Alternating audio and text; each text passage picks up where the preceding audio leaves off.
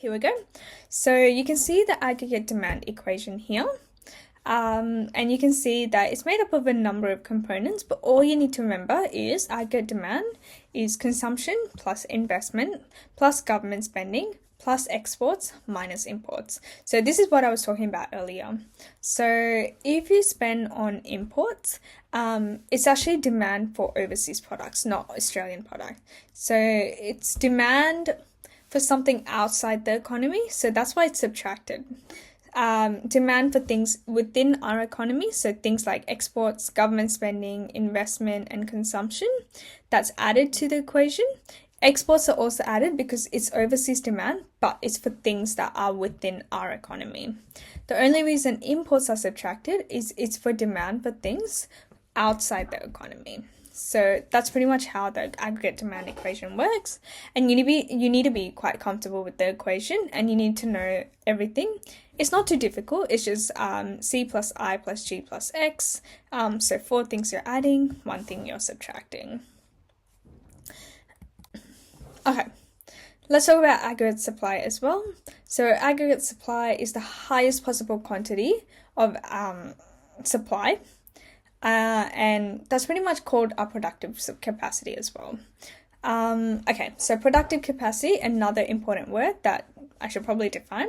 It's the maximum possible production within an economy using our currently available resources.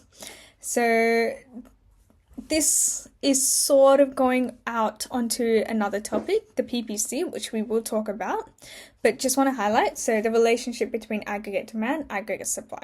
So if you're comfortable with microeconomics and you're comfortable with the demand and supply curve, this pretty much works very similarly.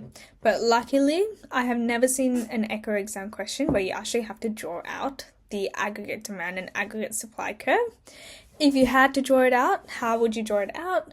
Well, instead of price, you would have price level or inflation. Instead of quantity, you'd have GDP, so gross domestic production. So how much is being produced overall. So I will also highlight that a little bit later. Now let's talk a little bit about the PPC. So we are sort of switching topics for a little bit. It's sort of related, not so much. So PPC, you would have heard a bit about it before, or PPF. So that's the production possibility frontier or production possibility curve. And it's about a hypothetical economy. So it's a hypothetical economy that's producing only 2 goods or services, and it's using all of its resources to produce those 2 goods or services. So if you look at the graph on the bottom, so figure 1.2, the line that you see is the maximum output that the economy can potentially produce. So that tells you its productive capacity. So how much can the economy potentially produce using all of its resources, everything that it has, and being as productive as possible. Inside the curve, so if you're producing inside the curve, so if we have a dot anywhere inside that line, that tells you have spare capacity. So you have spare resources, you're not using all of the resources to their full capacity. A lot of resources are idle as well. So it's basically telling you not all resources are being used to their full capacity. Anything outside that, is that possible? So have a think about it. Is it possible to have a dot outside this line? The answer is no, you can't. It's because the productive capacity is the maximum you can possibly ever produce with all the resources that you have. Now, there's no way you can produce more than your absolute maximum. Like, that's just not possible. But what can happen is you can have this whole PPC shifting.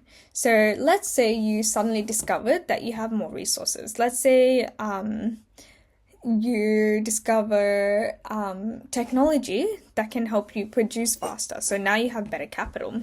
That can all shift the PPC to the right. But it can also shift in. So if the resources deplete, it can actually shift in. So if there's a huge natural disaster and a lot of land resources are destroyed, it can shift in. If there is emigration, so people moving out of the stagnation, it shifts in. So there is less productive capacity, we have less labor resources. If there's immigration, people moving in, it can actually shift out as well, because now you have more labor resources, more people able to work, so more access to that. So yeah, there's what influenced PPC.